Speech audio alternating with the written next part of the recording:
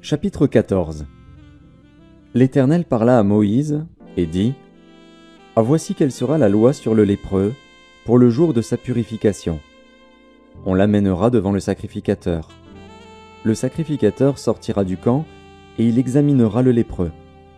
Si le lépreux est guéri de la plaie de la lèpre, le sacrificateur ordonnera que l'on prenne, pour celui qui doit être purifié, 2 oiseaux vivants et purs, du bois de cèdre, du cramoisi et de l'hysope. Le sacrificateur ordonnera qu'on égorge l'un des oiseaux sur un vase de terre, sur de l'eau vive. Il prendra l'oiseau vivant, le bois de cèdre, le cramoisi et l'hysope, et il les trempera, avec l'oiseau vivant, dans le sang de l'oiseau égorgé sur l'eau vive. Il en fera 7 fois l'aspersion sur celui qui doit être purifié de la lèpre. Puis il le déclarera pur, et il lâchera dans les champs l'oiseau vivant. Celui qui se purifie lavera ses vêtements, rasera tout son poil, et se baignera dans l'eau, et il sera pur. Ensuite il pourra entrer dans le camp, mais il restera 7 jours hors de sa tente. Le 7e jour, il rasera tout son poil, sa tête, sa barbe, ses sourcils, il rasera tout son poil. Il lavera ses vêtements, et baignera son corps dans l'eau, et il sera pur. Le 8e jour, il prendra 2 agneaux sans défaut et une brebis d'1 an sans défaut, 3/10 d'un épha de fleur de farine en offrande pétrie à l'huile et un log d'huile. Le sacrificateur qui fait la purification présentera l'homme qui se purifie et toutes ces choses devant l'Éternel à l'entrée de la tente d'assignation. Le sacrificateur prendra l'un des agneaux et il l'offrira en sacrifice de culpabilité avec le log d'huile. Il les agitera de côté et d'autre devant l'Éternel. Il égorgera l'agneau dans le lieu où l'on égorge les victimes expiatoires et les holocaustes, dans le lieu saint. Car, dans le sacrifice de culpabilité, comme dans le sacrifice d'expiation, la victime est pour le sacrificateur. C'est une chose très sainte. Le sacrificateur prendra du sang de la victime de culpabilité, il en mettra sur le lobe de l'oreille droite de celui qui se purifie, sur le pouce de sa main droite et sur le gros orteil de son pied droit. Le sacrificateur prendra du log d'huile, et il en versera dans le creux de sa main gauche. Le sacrificateur trempera le doigt de sa main droite dans l'huile, qui est dans le creux de sa main gauche, et il fera avec le doigt 7 fois l'aspersion de l'huile devant l'Éternel. Le sacrificateur mettra de l'huile qui lui reste dans la main sur le lobe de l'oreille droite de celui qui se purifie, sur le pouce de sa main droite et sur le gros orteil de son pied droit, par-dessus le sang de la victime de culpabilité. Le sacrificateur mettra ce qui lui reste d'huile dans la main sur la tête de celui qui se purifie, et le sacrificateur fera pour lui l'expiation devant l'Éternel. Puis le sacrificateur offrira le sacrifice d'expiation, et il fera l'expiation pour celui qui se purifie de sa souillure. Ensuite il égorgera l'holocauste. Le sacrificateur offrira sur l'autel l'holocauste et l'offrande, et il fera pour cet homme l'expiation, et il sera pur. S'il est pauvre et que ses ressources soient insuffisantes, il prendra un seul agneau qui sera offert en sacrifice de culpabilité, après avoir été agité de côté et d'autre, et avec lequel on fera pour lui l'expiation. Il prendra un seul 10e de fleur de farine pétrie à l'huile pour l'offrande et un log d'huile.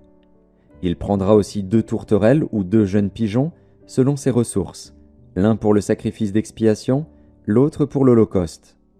Le 8e jour, il apportera pour sa purification toutes ces choses au sacrificateur, à l'entrée de la tente d'assignation, devant l'Éternel. Le sacrificateur prendra l'agneau pour le sacrifice de culpabilité et le log d'huile, et il les agitera de côté et d'autre devant l'Éternel. Il égorgera l'agneau du sacrifice de culpabilité.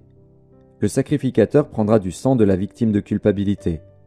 Il en mettra sur le lobe de l'oreille droite de celui qui se purifie, sur le pouce de sa main droite et sur le gros orteil de son pied droit.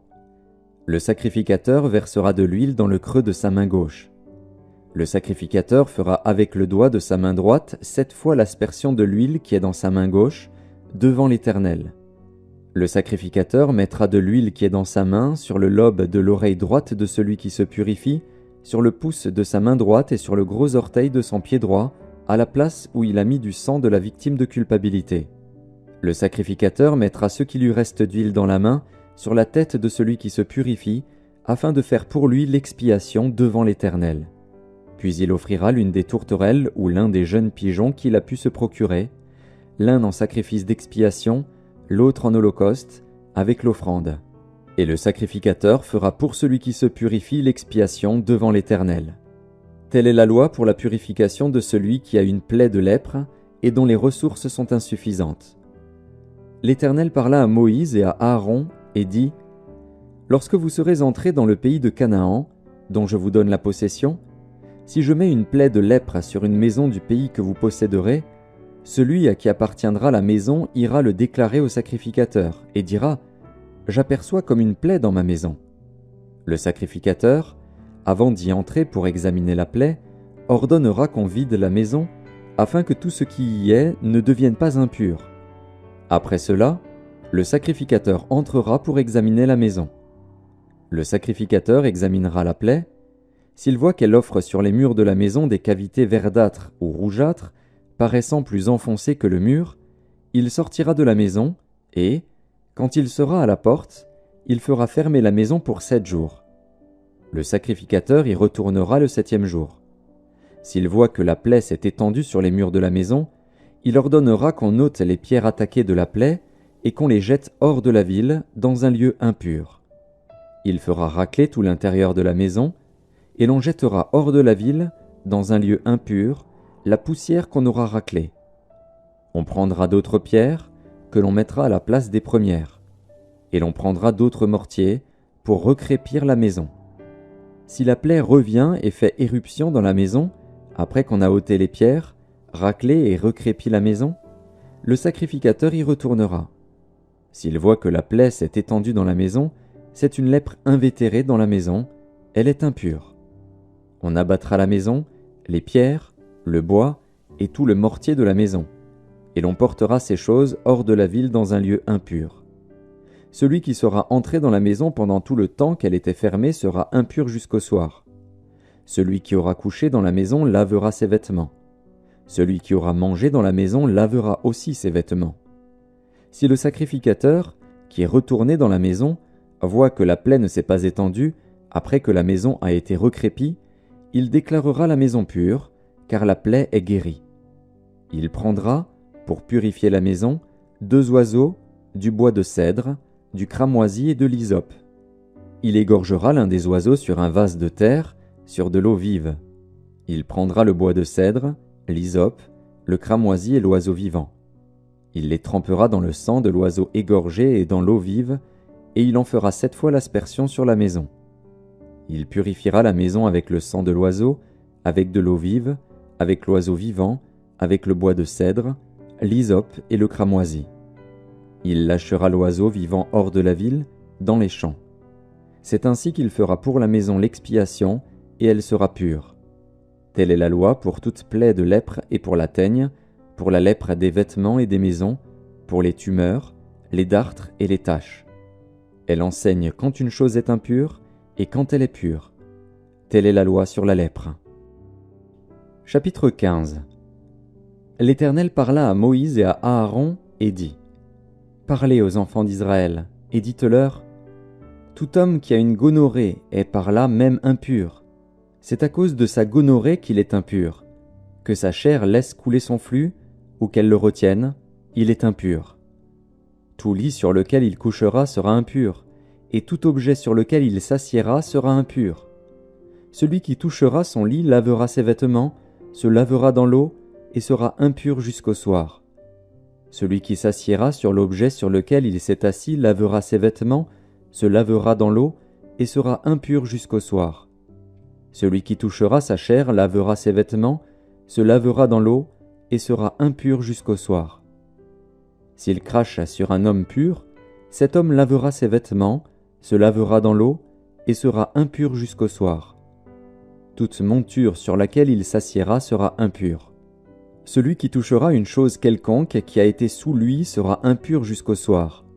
Et celui qui la portera lavera ses vêtements, se lavera dans l'eau, et sera impur jusqu'au soir. Celui qui sera touché par lui, et qui ne sera pas lavé les mains dans l'eau, lavera ses vêtements, se lavera dans l'eau, et sera impur jusqu'au soir. Tout vase de terre qui sera touché par lui sera brisé, et tout vase de bois sera lavé dans l'eau. Lorsqu'il sera purifié de son flux, il comptera 7 jours pour sa purification. Il lavera ses vêtements, il lavera sa chair avec de l'eau vive, et il sera pur.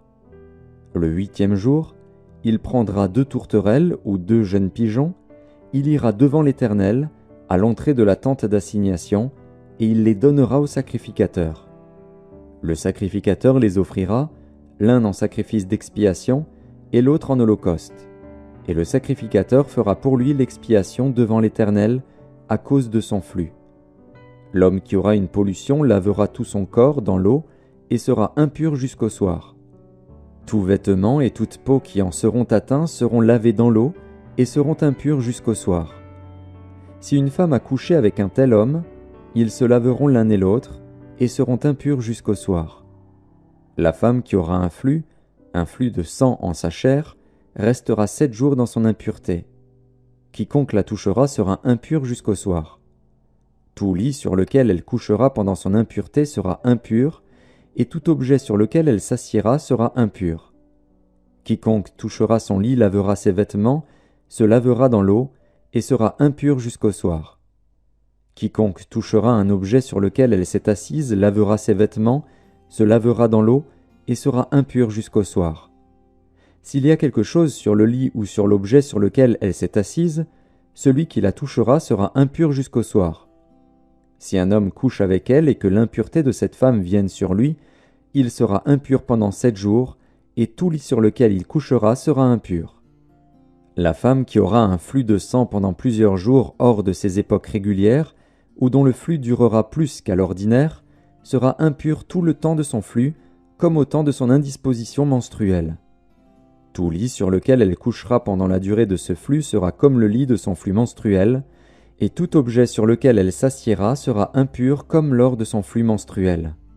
Quiconque les touchera sera souillé, il lavera ses vêtements, se lavera dans l'eau, et sera impur jusqu'au soir. Lorsqu'elle sera purifiée de son flux, elle comptera 7 jours, après lesquels elle sera pure. Le 8e jour, elle prendra 2 tourterelles ou 2 jeunes pigeons, et elle les apportera au sacrificateur, à l'entrée de la tente d'assignation. Le sacrificateur offrira l'un en sacrifice d'expiation et l'autre en holocauste, et le sacrificateur fera pour elle l'expiation devant l'Éternel, à cause du flux qui la rendait impure. Vous éloignerez les enfants d'Israël de leurs impuretés, de peur qu'ils ne meurent à cause de leurs impuretés, s'ils souillent mon tabernacle qui est au milieu d'eux. Telle est la loi pour celui qui a une gonorrhée ou qui est souillé par une pollution, pour celle qui a son flux menstruel, pour l'homme ou la femme qui a un flux, et pour l'homme qui couche avec une femme impure.